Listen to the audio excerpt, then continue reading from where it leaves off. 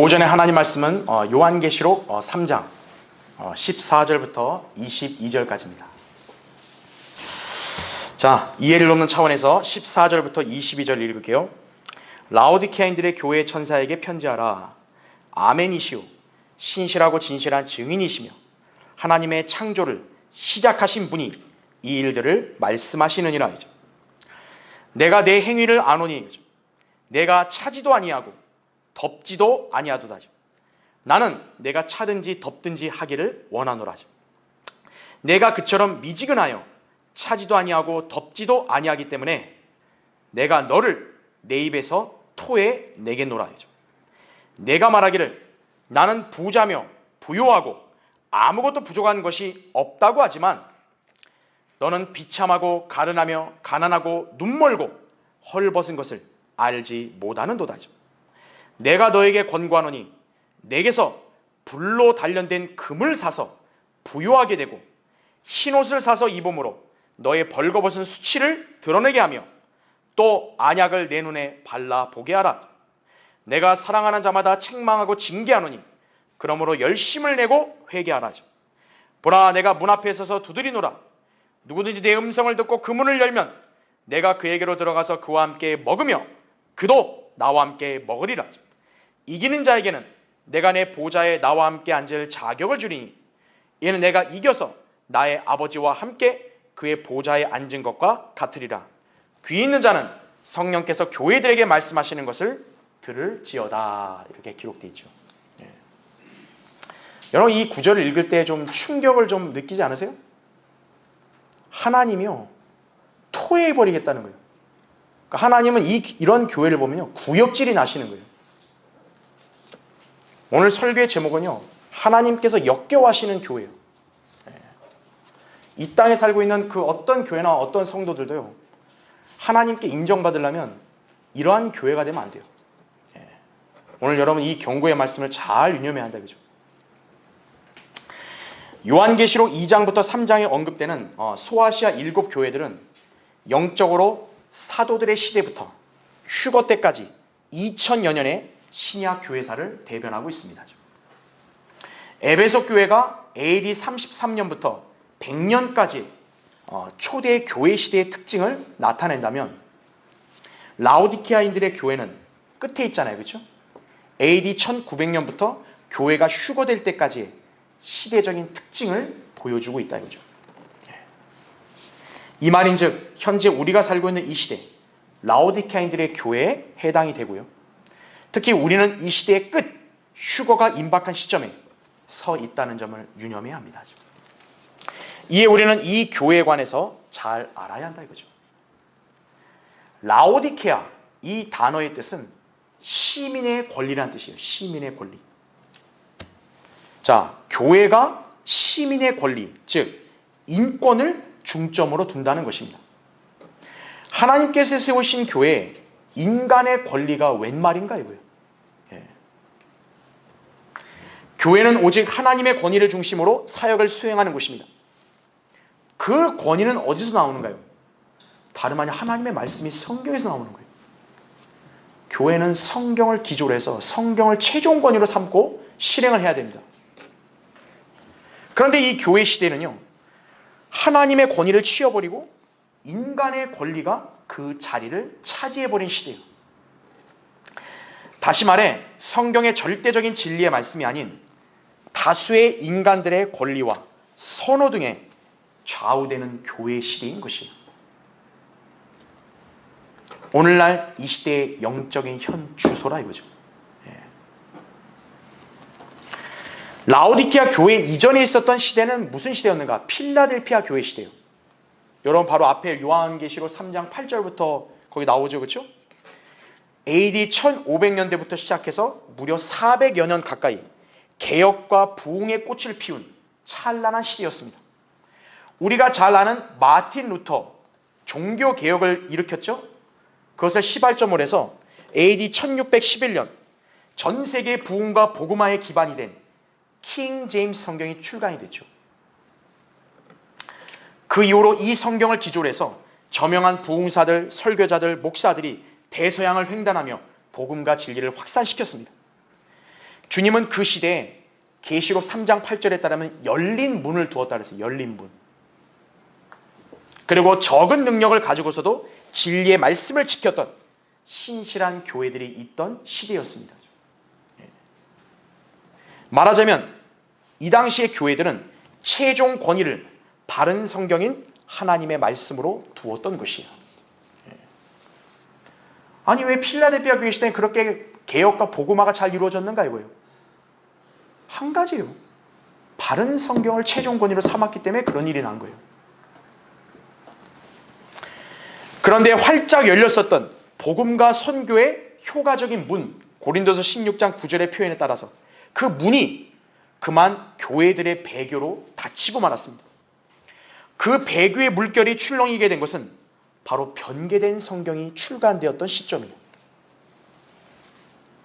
AD 1884년 출간된 변개된 영어 성경 알부를 시작으로 해서요. 1901년에는 ASV가 미국에 출간이 된 거예요. 쉽게 말하면 미국식 개혁 성경이에요.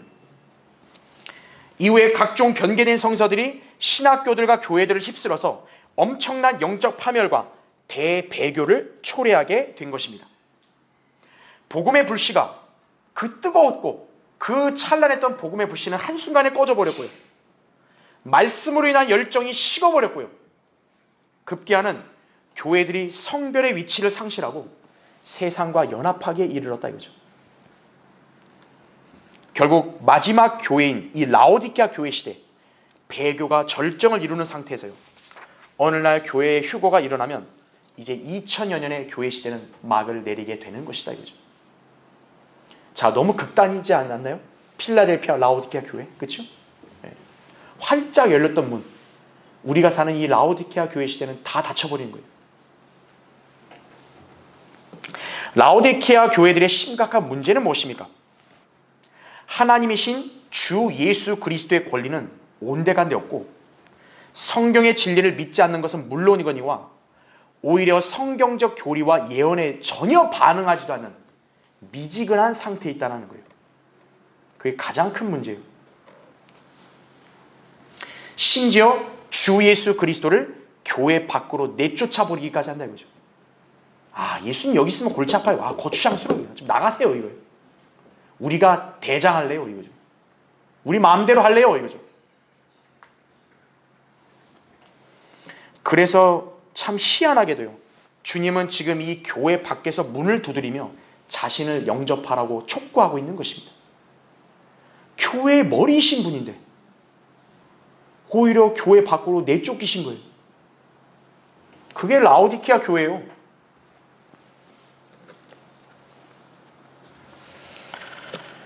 자, 그리고 무엇보다 이 교회는 자신들의 비참한 영적 실상을 전혀 모르고 마치 스스로 부유하고 하나님을 잘 믿고 있다는 착각에 빠져 있다는 사실이, 이게 더 비참한 거죠. 주님은 이러한 교회를 어떻게 바라보십니까? 실로 역겨워하시는 거예요. 토가 나온다 이거예요. 토가 나온다. 그래 주님은 이런 교회들을 토해내버리시겠다고 말씀하신 것이다. 그죠? 자, 오늘 본문은 현 라오디게아 교회 시대를 살고 있는 우리 그리스도인들에게 경고하고 있는 심각한 말씀입니다. 배교는 결코 남의 일이 아니에요. 아, 나와 상관없다. 그런 거 없어요. 다른 교회들만 해당되는 게 아니에요. 우리 교회와 여러분도 영적으로 깨어있지 않고 진리의 말씀에 대한 사모함과 주님을 사랑한 열정이 식어져 버리고 자신의 생활 자세가 느슨해지고 세상 정서와 풍조에 편승해서 자기 중심적으로 인생을 살게 되면요, 삽시간에 영적인 침체가 바로 일어나는 거예요. 그리고 급기야는 배교할 수 있다는 점을 잘 알아야 한다 이거죠. 왜 성경대림의 교회는 오래도록 정착을 하는 사람이 많이 없습니까? 이거예요. 간단해요. 교회와 성경이 문제가 아니에요. 그 사람이 문제 있는 거죠. 처음부터 그럼 그 사람들이 문제 있는 상태로 들어온 거냐? 아니라고요. 이 시대는 배교의 물결이 막 휘몰아치는 시대예요.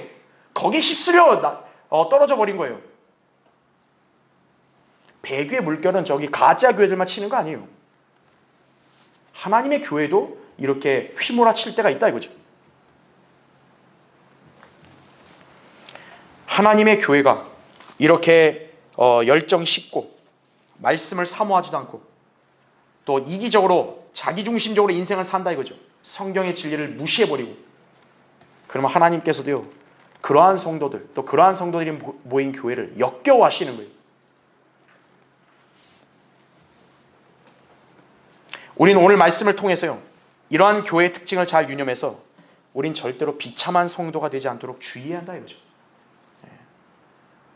믿음을 지키는 것은 여러분 각자의 몫이에요. 여러분이 주님께 사랑받고 인정받는 성도들이 되어야 하나님이 세우신 이 교회도 그런 가치를 지닌 교회가 되는 것입니다. 그러면 라오디케아 교회처럼 되지 않는 거예요. 주님이 왜 라오디케아 교회 실상을 우리에게 알려줬을까요? 너와 네가 있는 이 교회는 그렇게 되지 말라는 거예요. 우리 자신을 과신하면 안 돼요. 하나님 말씀을 신뢰해야죠. 그렇죠? 그래서 오늘 설교의 주제는 하나님께서 역겨워하는 교회가 되지 않으려면 이거예요. 그러려면 오늘 우리 주님의 이 명령을 잘 유념해야 합니다. 첫 번째, 주님이 이렇게 말씀하죠. 나는 내가 차든지 덥든지 하기를 원하노라 이거죠. 자, 오늘 거기 15절 16절 보세요. 내가 내 행위를 아노니 내가 차지도 아니하고 덥지도 아니하도다. 나는 내가 차든지 덥든지 하기를 원하노라. 내가 그처럼 미지근하여 차지도 아니하고 덥지도 아니하기 때문에 내가 너를 내 입에서 토해 내겠노라 이렇게 말씀하고 있죠. 하나님과의 관계에 있어 하나님의 말씀을 제대로 믿으면 뜨거운 것이고요, 그렇지 않으면 차가운 것입니다. 그런데 이 라오디케아인들의 교회의 특징은 희한하게도요 차지도 않고 덥지도 않은 거예요. 15절에 나온 말씀대로 말하자면 미지근한 상태로서 하나님을 믿는 신앙과 진리를 실행하는 자세가 지극히 미온적이라는 데 있는 거예요. 구원받았다고 하고 진리를 안다고 고백하면서도요 정작 아무런 반응이 없듯 어중간한 태도와 습관으로 생활하고 있다면요 지금 그 사람은 미지근한 상태에 있는 것이에요. 이러한 교회나 성도는 입으로는 정통신앙을 고백을 합니다. 아, 나 이런 사람입니다 이거예요. 그러나 실상은 배교의 단계에 무척 근접해 있다는 점을 잘 알아야 한다 이거죠. 미온적인 태도로 하나님을 믿는다고 하는 교회와 성도의 특징은 바로 비진리와 세상 정서 그리고 세상 풍조에 편승하는 것이, 입으로는 성경을 믿고 예수 그리스도를 첫째로 사랑하고 세상과 성별했다고 하는데요 실상은 카멜레온처럼 상황에 따라 자신의 믿음을 바꾸면서 세상 제도나 저 배교한 교계의 세력에 타협을 하고 진리를 전하는 데 소극적인 태도로 일관하는 것이에요. 그게 바로 미지근한 상태예요. 자, 이에 대해서 피터 락크만 목사님은 이렇게 말했다 이거죠. 성경을 통해 더워질 만큼 하나님께 가까이 있지도 않고 반대로 세상에 의해 차가워질 정도로 멀리 있지도 않다 이거예요. 그게 뭡니까? 그냥 어중간하게 있는 거예요. 이러한 교회는요 더운 편, 차가운 편에 동시에 서 있는 것과 같습니다. 성경은 이러한 상태를 두 마음을 품은 사람은 그의 모든 길에 안정이 없느니라 이 말씀으로 묘사를 하고 있는 것이에요. 야고보서 1장 8절에 나온 말씀이다. 주님은 그런 자들을 역겨워하시는 거예요. 미지근한 교회와 성도의 특징은 무엇입니까? 진리 아니면 비진리 대열에 어느 쪽도 선택을 안 하고요 관망한다는 것이. 여러분 선지자 엘리야 잘 아시죠? 당시 부패한 이스라엘의 바알 선지자 450명과 칼멜산에서 누가 참 하나님인지를 두고 대결을 펼치고 있었습니다. 자, 이 대결은 너무나 단순 명료해요. 여호와 하나님 대 바알의 구도였던 거예요. 당시 거기에 모인 사람들은 그럼 양자택일을 해야 했던 거죠. 여호와 하나님 편이야, 바알의 편이야 이거죠. 자, 그런데 당시 하나님의 백성이라는 이스라엘 무리들은요 둘 사이에서 주저하고 있는 거예요. 아니 하나님의 백성이면 어디 편 들어야 돼요? 아니 그 누구나 다 아는 답 아니에요. 자, 그래서 엘리야가 이렇게 말했습니다. 열왕기상 18장 21절에 엘리야가 모든 백성에게 나아가 말하기를 너희가 얼마나 더 두 의견 사이에서 지체하려느냐. 주가 하나님이시면 그를 따르라. 그러나 만일 바알이면 그를 따르라 하니 백성이 그에게 한마디도 대답하지 아니하더라 이거죠. 야, 여호와 하나님이 너희 주면 여기 서고 아니면 바알에게 서 이거예요. 아니요, 둘 다 싫어요. 가만히 있는 가만히. 뭡니까? 관망하는 거죠. 어디가 좀 더 유리할까 이거예요. 백성들은 대답하지 못할 이유가 없는 거죠. 이방 민족이면 그나마 덜하지만 하나님 백성 아니에요. 자, 엘리야의 이 종용, 지금 주님께서 명령하신 것과 일치하다 이거죠. 차든지 덥든지 하라 이거죠. 냉면 막국수는 차갑잖아요. 차가워야 먹죠. 갈비탕, 설렁탕 뜨거워야 먹죠. 근데 여러분 그 음식들이 미지근해봐요. 그럼 먹을 때 어때요? 깨음칙하죠. 먹고도. 차가운 음식이면 차가운 음식이고 더운 음식이면 더운 음식이어야죠.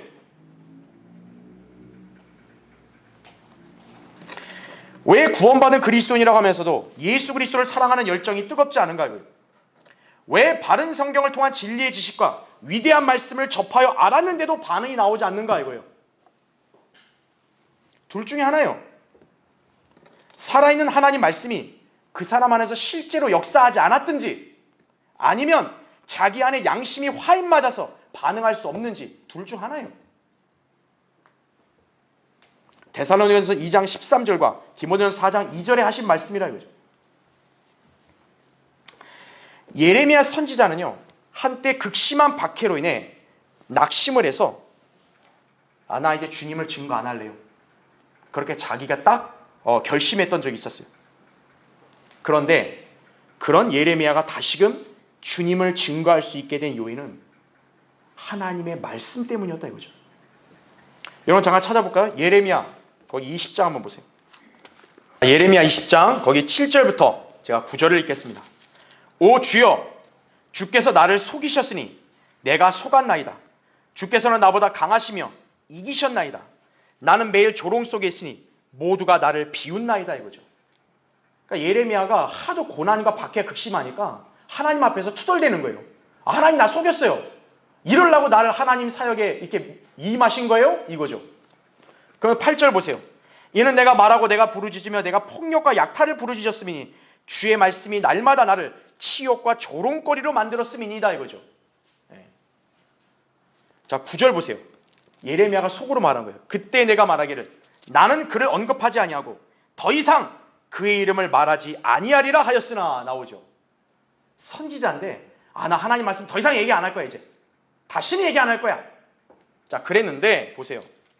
그의 말씀이 내 마음속에서 내 뼈들 속에 사무치는 타는 불 같아서 내가 참기에 지쳤고 견딜 수 없었나이다 이렇게 말씀하는 거죠. 이게 예레미야가 순간에 자기 낙심과 절망을 한순간에 바꾸게 된 비결인 거예요. 나 하나님 말씀 안 전할래요. 하나님 말씀대로 믿고 안 살래요 이제. 힘들어요 이렇게 사는 게. 근데 그렇게 할 수 없었더라 이거죠. 왜냐? 하나님 말씀이 타는 불로 그 사람 안에 역사하니까 그 뜨거움에 못 견디는 거예요. 그게 하나님 말씀의 역사라고요. 하나님의 말씀은 불과 같다고요. 예레미야 23장 29절에 불에 닿았는데 사람이 견디는 거 봤어요? 야 좋다. 계속 불 져줘봐라. 그런 거 봤습니까? 그런데 사람의 양심이 화인을 맞으면요 불과 같은 말씀에 반응하지 못한다 이거죠. 그렇게 여러분도 자신의 양심과 마음을 늘 점검해야 하는 거예요. 하나님 말씀을 들었는데 아무런 반응이 없다. 영적으로 괴사 상태에 빠지는 거예요. 여러분 사람이 어때요? 피부에 신경이 죽으면 어때요? 찔러도 반응이 없는 거예요. 이게 정상인데 없는 거예요 반응이. 이건 더 무서운 거죠.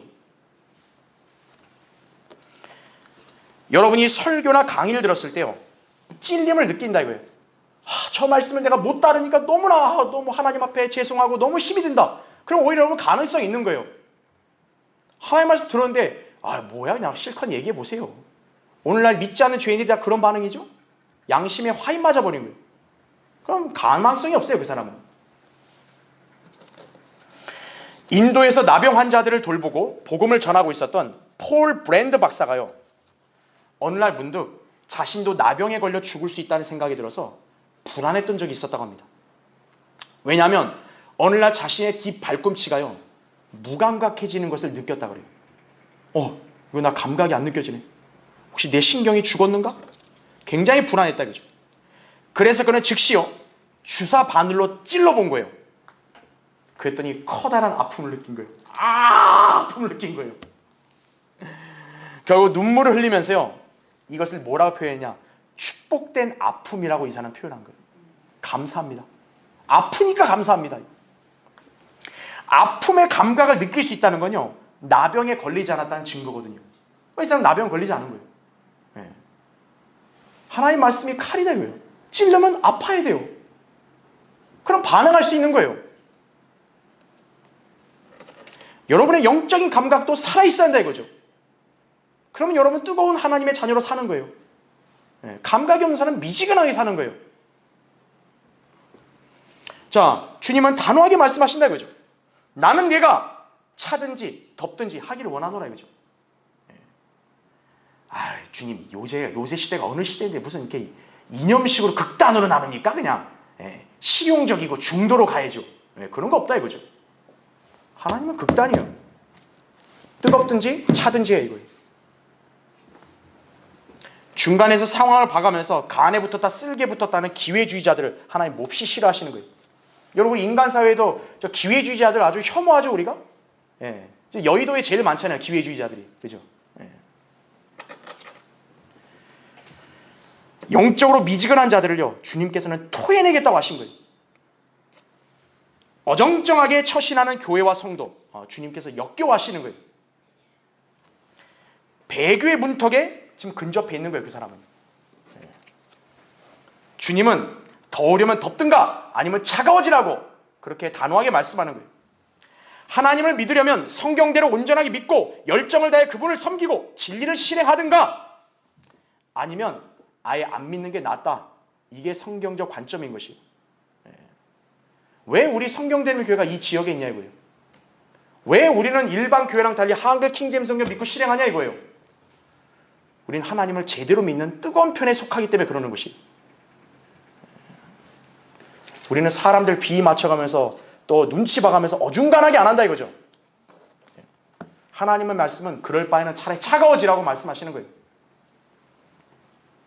여러분도 이 명령을 잘 준수하셔야 되죠. 차든지 덥든지 하라. 그렇다고 우리가 차가워지면 안 되죠. 냉랭해지지 말고 하나님 말씀에 뜨겁게 반응해야 된다. 해야죠. 그렇죠? 자, 하나님께서 역겨워하는 교회가 되지 않으려면 두 번째로 영적인 착각의 늪에서 빠져나와야 합니다. 지금. 여러분 거기 3장 17절 18절 보세요. 자, 이 라오디키아 교회가 말하는 거예요.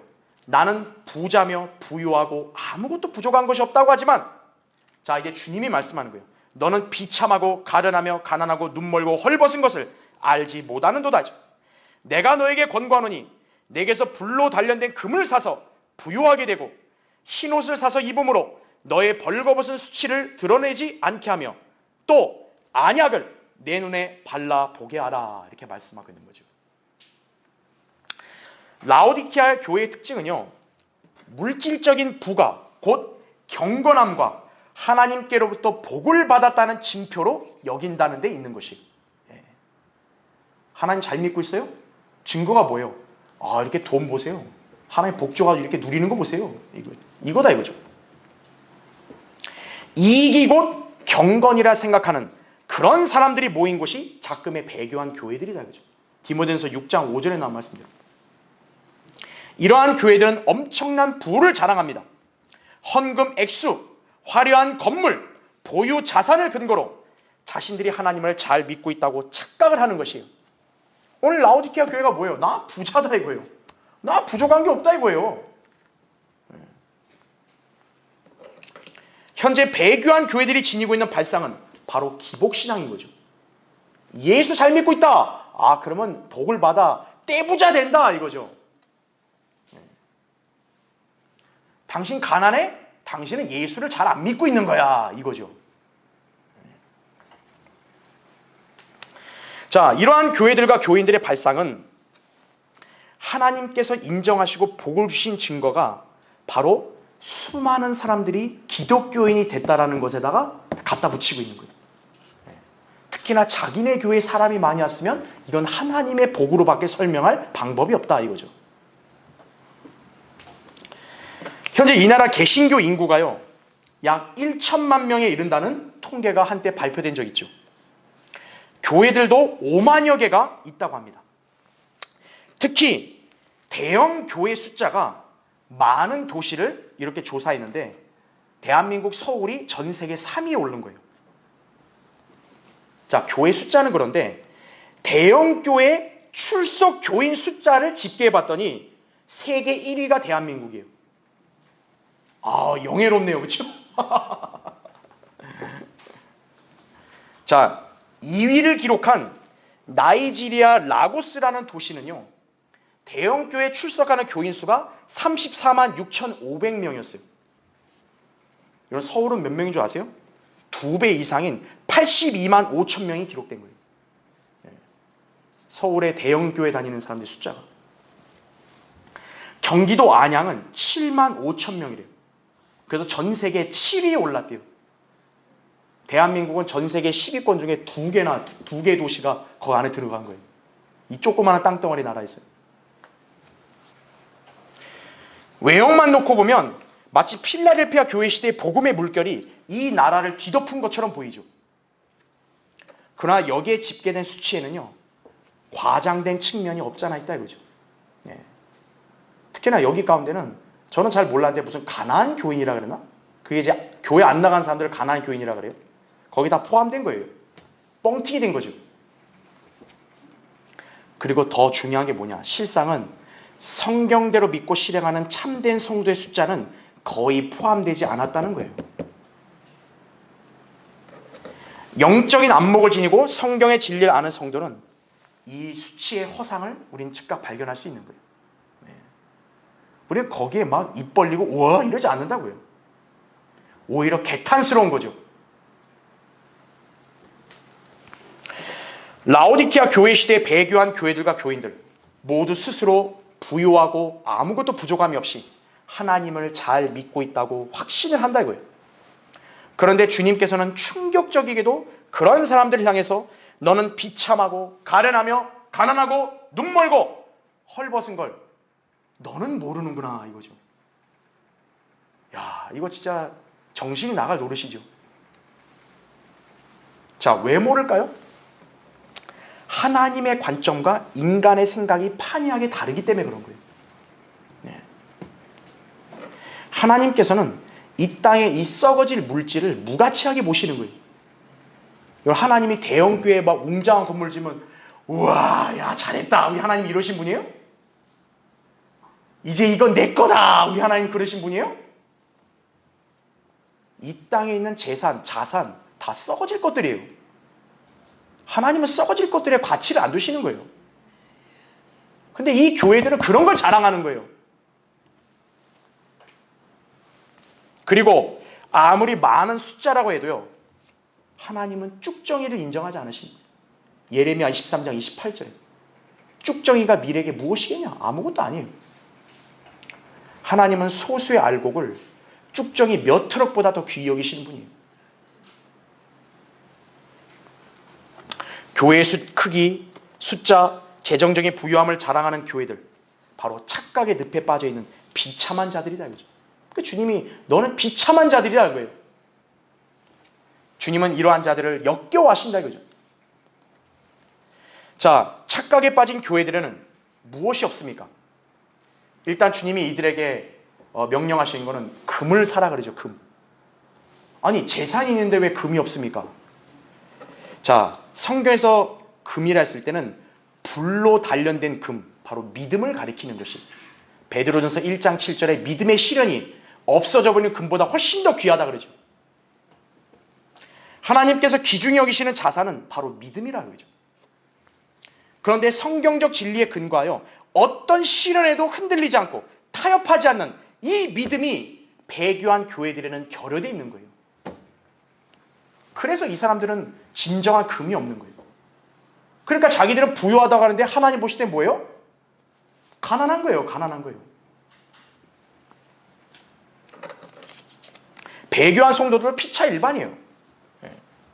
본인이 먹고 살고 지내고 누리고 나는 잘하고 있다고. 하나님 보시기에 믿음의 시련을 거친 그 진기한 믿음이 없다. 그 사람은 빈털털이에요. 하나님 보시기에는.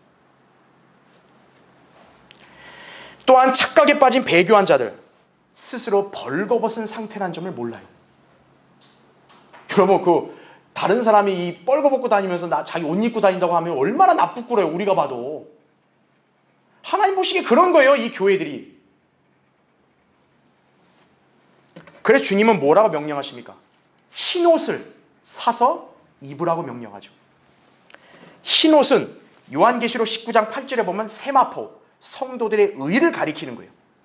이 옷이 없으면 주님 앞에 설사 섰어도요, 벌거벗은 채로 발견되는 것이에요. 고린도서 5장 3절, 계시록 16장 15절에 나오는 거예요. 주님이 갑작스럽게 오실 때 벌거벗은 채로 발견되지 마라 이거예요. 배교한 자들, 각종 종교행위 많이 하죠? 교회 생활 많이 하죠? 근데 문제가 뭐냐? 실질적으로 하나님께 기억되는 성경적인 선행은 할 수 없다는 거죠. 성도들의 진정한 의는 성경의 진리의 근거에서 나온 행위가 진정한 의가 되는 거예요. 구원받은 여러분도 마찬가지예요. 이 땅에서 성경적인 실행을 하지 않는다. 그럼 여러분은 하나님 앞에서 의를 쌓지 않는 거예요. 세마포가 예비가 안 돼요. 그럼 여러분이 그런 상태로 주님 앞에 쓰면 벌거벗은 채로 쓰는 거예요. 자, 이 라오디게아 교회 부유하다 그랬잖아요. 부유한 사람이면 온갖 화려한 옷도 입을 수 있잖아요. 근데 지금 어떤 거예요? 옷도 안 입고 벌거벗은 채로 있는 거예요. 여러분, 옷 못 입는 사람이 누구예요? 알거지들은 옷을 입을 돈도 없잖아요. 바로 그와 같다 이거죠. 비참한 상태죠. 게다가 주님은 그런 자들에게 안약을 눈에 바르라고 명령하십니다. 여러분, 왜 안약을 바르라 했을까요? 그 사람들 눈이 멀어 있으니까요. 자, 안약은 세상의 빛이신 예수 그리스도의 입에서 나오는 하나님의 말씀을 가리키는 것이에요. 우리 주님은 요한복음 9장 5절에 빛이시라고 그러죠. 또 시편 19편 8절에 보면 하나님의 말씀이 그 사람의 눈을 밝게 한다 그랬어요.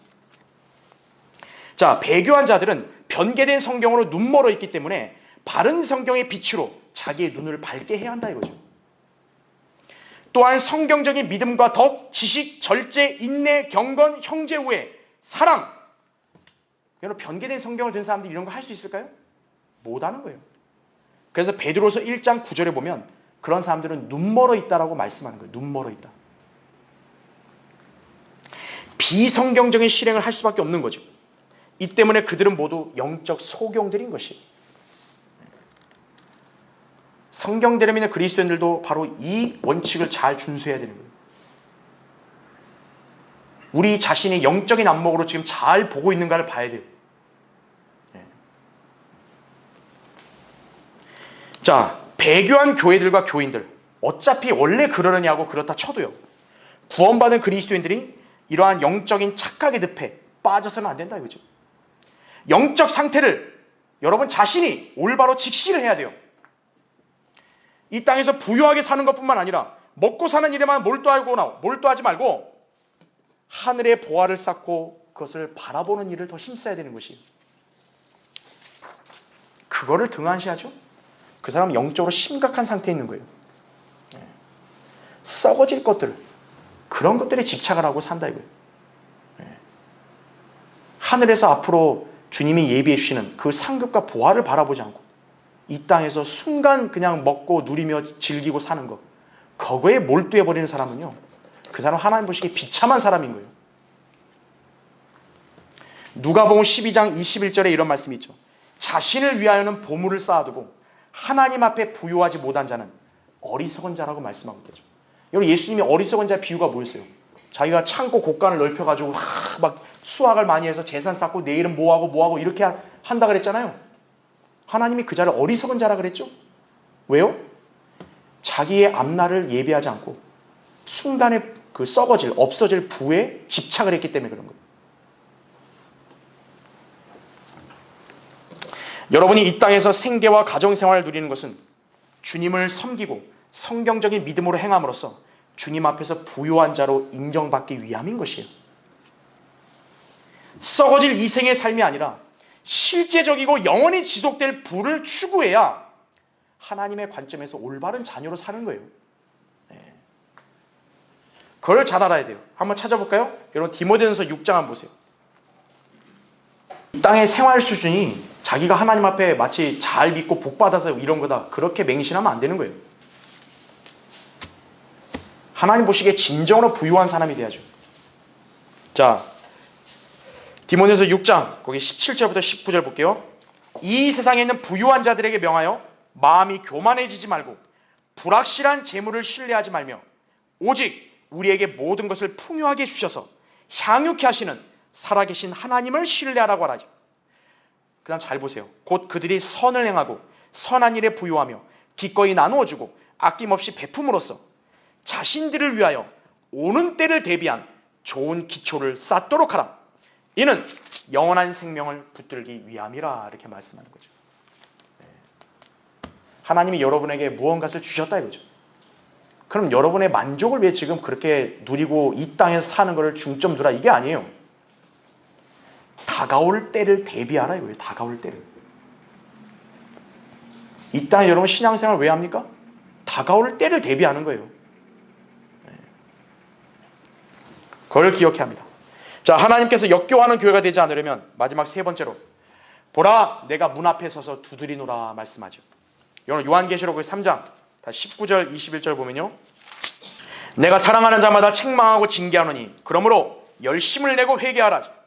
보라 내가 문 앞에 서서 두드리노라. 누구든지 내 음성을 듣고 그 문을 열면 내가 그에게로 들어가서 그와 함께 먹으며 그도 나와 함께 먹으리라. 이기는 자에게는 내가 내 보좌에 나와 함께 앉을 자격을 주리니 이는 내가 이겨서 나의 아버지와 함께 그의 보좌에 앉은 것과 같으리라, 이렇게 말씀하고 있는 거죠. 라오디키아 교회 시대의 대다수 교회들은 칭찬은 없고요, 온통 책망, 징계, 그리고 회개하라는 명령만 주어졌습니다. 참으로 딱한 교회죠? 왜 그럴까요? 이 교회는 예수 그리스도가 거추장스러운 거예요. 그리고 성경적 교리와 진리를 귀찮아한다 이거죠.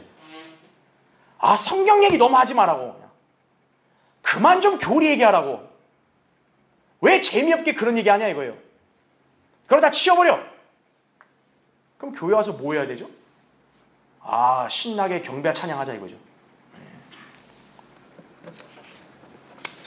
죄성을 지닌 인간들의 비위와 기분을 맞추는데 혈안이 되어 있는 것이 바로 라오디키아 교회예요. 급기야 이들은 교회의 머리이신 예수 그리스도를 교회 밖으로 내쫓아 버리기까지 하는 것이에요. 그 다음에 뭐냐? 예수님 다시 들어오면 안 된다 그죠? 문을 닫아버리는 거예요. 여러분 이게 교회일까요? 근데 자기들은 교회라 그러는 거예요. 예수 그리스도를 위해 살지 않으면서 자기가 그리스도인이라 그러는 거예요. 라오디키아 교회 시대는 예수 그리스도께서 지역교회 문 밖에 서 계시는 거예요. 교회 주인이신 분인데 이 얼마나 비정상적인 행태냐 이거예요. 그렇죠? 여러분 생각해보세요. 어떤 집에 손님이 왕노릇하고 집주인이 거기 밖에 내쫓겨요. 여러분 그런 광경이 여러분 이해가 되세요? 그게 지금 라오디키아 교회라는 거예요. 교회 시대 끝인 라오디키아 교회 시대에 배교가 만연한 이유는 무엇보다 하나님의 말씀을 다루며 선포하고 가르쳐야 할 목사나 설교자 같은 사역자들이 변개된 성경을 들고 성경적 진리를 왜곡시켜서 많은 사람들을 속이기 때문에 그런 것이에요. 그리고 대다수의 교인들과 세상은 오히려 그런 자들을 더 선호하는 거예요. 아, 재밌다. 아, 말씀 잘 전한다 이거죠. 예. 근데 성경대님의 교회 설교자가 성경적 진리 얘기하면 아우 재미없어. 저 뭐야 저거, 지금 시대가 어느 때인데, 이런 거죠. 그렇죠? 자, 디모데후서 4장 3, 4절에 이런 말씀이 있습니다. 잘 들어보세요. 때가 이르리니 사람들이 건전한 교리를 견디지 못하고 그들 자신의 정욕에 따라 가려운 귀를 즐겁게 해줄 선생들을 많이 두리라 이거죠. 또한 그들의 귀를 진리에서 돌이켜 꾸며낸 이야기로 돌리리라 이거죠. 이게 마지막 때의 영적 실상이에요. 예. 자, 이러한 교회들에 여러분 예수님이 함께 계실까요? 함께 계실 수 없는 거예요.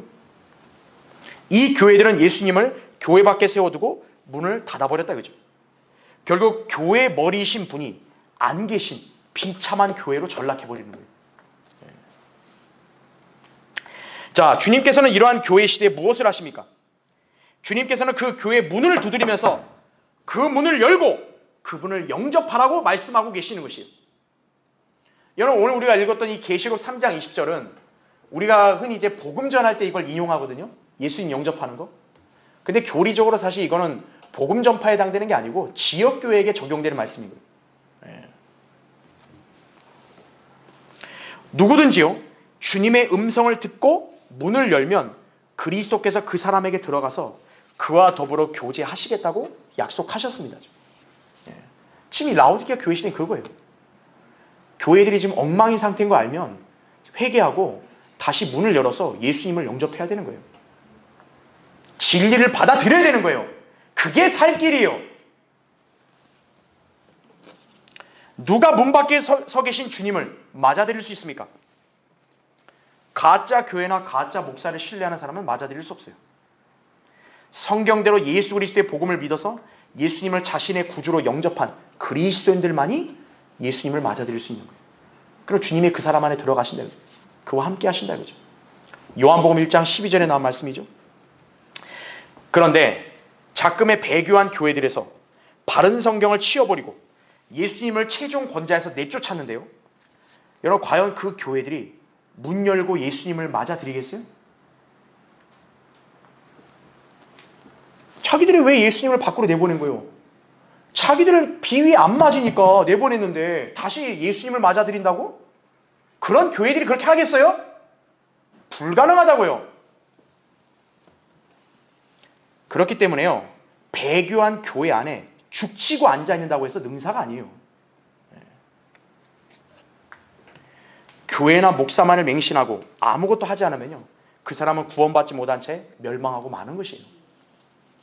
자, 주님을 맞이하여 그분을 만나 교제하기 원한다면 그런 배교한 교회들로부터 성별에 나와야 되는 거죠. 그럼 그 사람은 주님을 이렇게 맞아들일 수 있는 거예요. 그럼 주님이 그 사람과 함께 하시는 거예요. 그렇게 성별에 나온 여러분이 모인 이 교회가 바로 주님께 세우신 교회예요. 주님이 들어오시는 거예요. 그래서 우리는 예수 그리스도를 만날 수 있는 거란 얘기죠. 진리를 알고 주님을 올바로 섬길 수 있는 것이다 이거죠. 그러니까 요한계시록 3장 20절의 약속을 자기가 받고 싶다면 그 배교한 교회에 있으면 안 된다 이거죠. 성별에 나와서 예수 그리스도를 자신이 진정으로 성경대로 믿고 영접하고 또 진리를 말씀을 받아들여야 된다 이거죠. 한번 찾아볼까요? 디모데전서, 아까 우리 찾았는데 6장 다시 보세요. 디모데전서 6장 거기 3절부터 5절을 읽겠습니다. 만일 누군가가 다르게 가르치며 건전한 말씀 곧 우리 주 예수 그리스도의 말씀과 경건에 따른 교리에 일치하지 아니하면 그는 교만해서 아무것도 아는 것이 없고 다만 질문과 언쟁만을 좋아하는 자니 거기서 시기와 다툼과 악담과 사악한 의심이 생겨나며 마음이 부패하고 진리를 상실하며 이익이 경건이라 생각하는 사람들 사이에 무익한 논쟁이 일어나느니라죠. 그런 데서 자, 뭐라고 합니까? 내 자신은 빠져나오라 말씀하는 거죠. 배교한 교회들과 배교한 사람들하고 같이 앉아가지고 무언가를 논쟁을 하겠다. 그 쓸데없는 짓이라는 거예요. 자, 마지막 교회 시대를 대변하는 라오디게아인들의 교회는 성경이 무엇이라고 말씀하느냐가 아니라 얼마나 많은 사람들이 호응하느냐, 세상은 어떻게 생각하느냐, 여기에 더 중점을 두는 거예요. 사람들이 우리 교회와 나를 어떻게 바라보느냐, 이게 더 중요하다 이거죠. 여기에서 신실한 참된 교회와 배교한 교회들이 딱 갈리는 거예요. 우리 신실한 참된 교회는 성경이 무엇이라 말씀하느냐, 이걸 기준으로 하는 거예요. 대다수의 교회들은 사람들이 뭐라고 하든 이거죠. 사람들이 뭘 선호하든 이거죠. 그러다 보니 배교한 교회들에는 다수가 몰려가는 거예요. 왜요? 인간의 권리를 최우선으로 올리니까. 거기 가면 존경받는다 이거죠. 반대로 참된 교회와 진리의 대열을 따르는 성도들은 극소수에 불과합니다. 그런데 이런 분위기에 휩쓸리고 흔들리게 되면요, 고귀한 성경적인 신앙을 저버리고 배교의 물결에 동참하게 되는 것이, 우리도 정신을 차리지 않고 주변이나 자기 육신을 신뢰하게 되면요, 그렇게 변질될 수 있다는 점을 주의해야 한다 이거죠. 바울의 동역자인 여러분 데마 있잖아요. 여러분 데마가 처음부터 뭐 이상한 사람이에요? 신실한 동역자였어요. 바울이 칭찬한 일꾼이었어요. 근데 그의 말년이 뭐예요? 세상을 사랑해서 바울을 떠난 거예요. 하물며 다른 사람이라고 그렇게 안 될 보장이 있나요?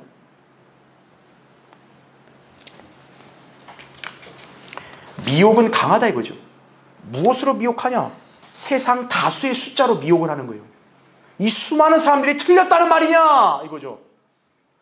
몇백 년 지속된 기독교가 틀렸단 말이냐 이러는 거죠. 그럼 여러분 인간적인 안목을 볼 때는 그게 옳아 보이잖아요. 그렇지 않겠어요? 거기에 속아 넘어가는 거예요. 성경의 진리에서 멀어지게 되면요. 잠언 14장 12절에 뭐라 말씀하세요? 사람에게 옳게 보이는 길이 있으나 그 끝은 죽음의 길들이니라 이거예요. 자, 주님께서는 또 뭐라고 말씀하셨어요? 너희는 넓은 문이 아니라 좁은 문으로 들어가라 이거죠. 이는 멸망으로 인도하는 문은 넓고 그 길이 광대하여 그리로 들어가는 사람이 많으나 생명으로 인도하는 문은 좁고 그 길이 협소하여 그것을 찾는 자가 적음이니라 이거죠.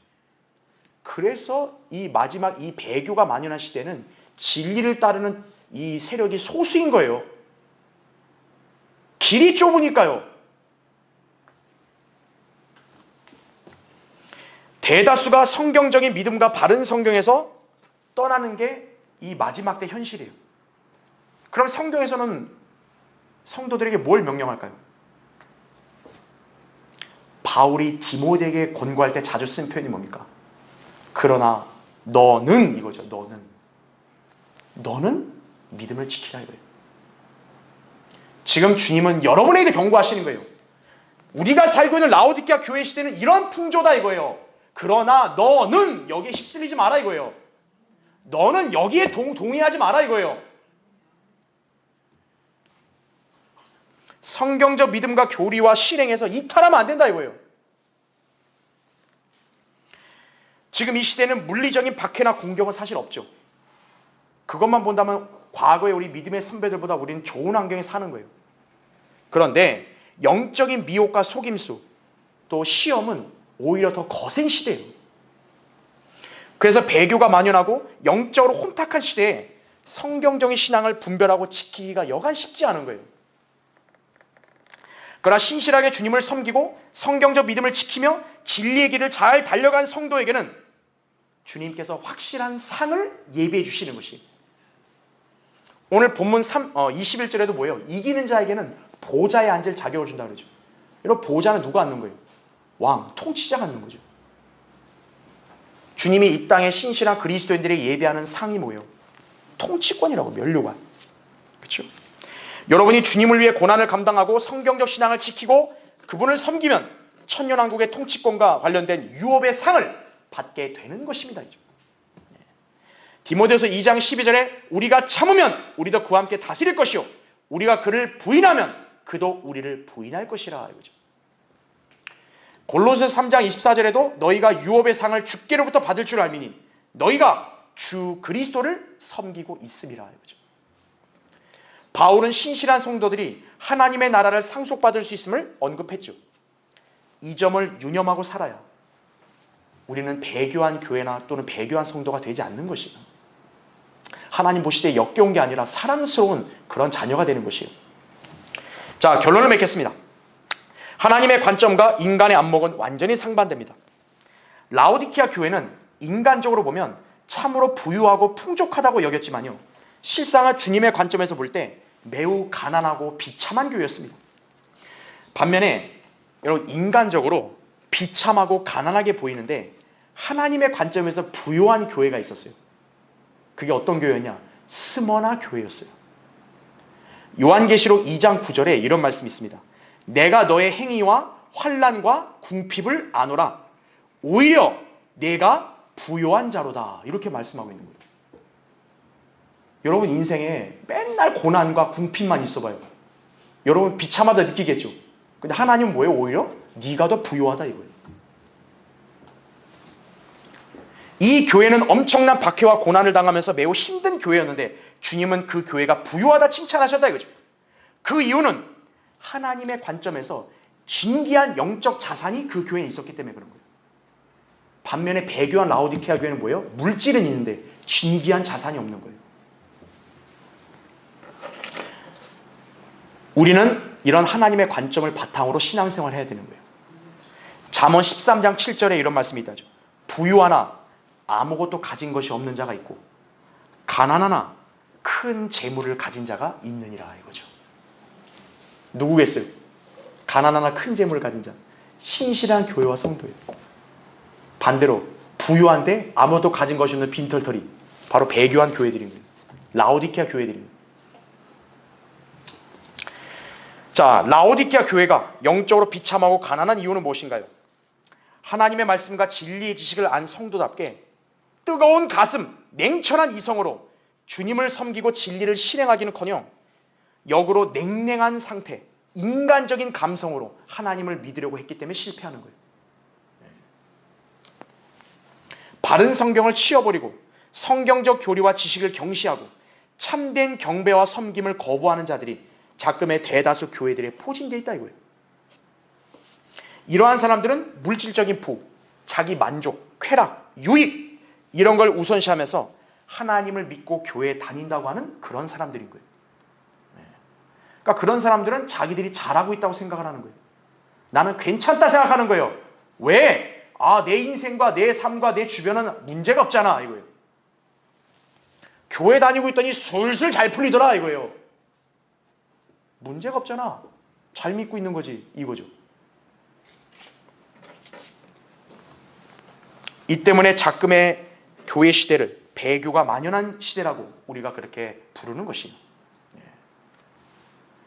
우리 성경드레미 교회와 성도, 절대로 세상 정서와 풍조, 사람들의 어떤 관점에 편승하지 않고 비성경적인 교계와 우린 절대 타협하지 않는다 이거죠. 자, 성경대로 믿고 주님을 섬기면 세상으로부터 환대를 받는 게 아니에요. 오히려 멸시를 받죠. 인기가 없죠. 우리 교회 인기 없잖아요. 사람들 적죠. 그래도 우리는 바른 성경을 최종 권위로 믿고 실행하며 주님을 신실하게 지속적으로 우리는 섬길 것이다 이거죠. 여러분이 이러한 믿음을 지키고 진리를 따르려면요, 라오디케아 교회와 교인의 특성을 과감하게 거부해야 돼요. 미온적으로 신앙생활하거나 자기 중심적으로 성경의 진리를 판단하면서 실행하는 행태를 우리 모두 버려야 한다 이거죠. 이 땅에서 먹고 사는 문제, 진로, 가정생활에만 전전하지 말고 다가올 영혼을 위해서 자기 인생을 투자하고 온전히 헌신해야 하는 것이, 그래야 라오디케아 교회가 안 되는 거예요. 하나님 보실 때 역겨운 성도가 안 되는 거예요. 여러분, 주님께서 이 마지막 교회 시대를 사는 우리에게 경고하신 말씀을 유념해야 돼요.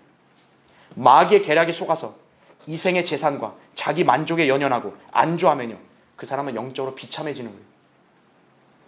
영적인 착각에 빠져서 한 번뿐인 인생을 우리 빈손으로 마감하면 안 되잖아요. 하나님 보시기에 부유한 사람이 돼야죠. 여러분의 마음과 시선을 저 이생이나 육신에 두지 말아요. 위에 있는 것들에 너희 마음을 두고 땅에 있는 것들에 마음을 두지 말라. 골로새서 3장 2절. 우리 오늘 이 명령에 모두가 순종해야 할 것입니다. 그래야 하나님 앞에 우리는 사랑스러운 자녀와 하나님께서 인정하시는 교회가 되는 것이, 그렇죠? 우린 배교의 물결에 휩쓸리지 않는 것이다 이거죠. 자, 기도하겠습니다.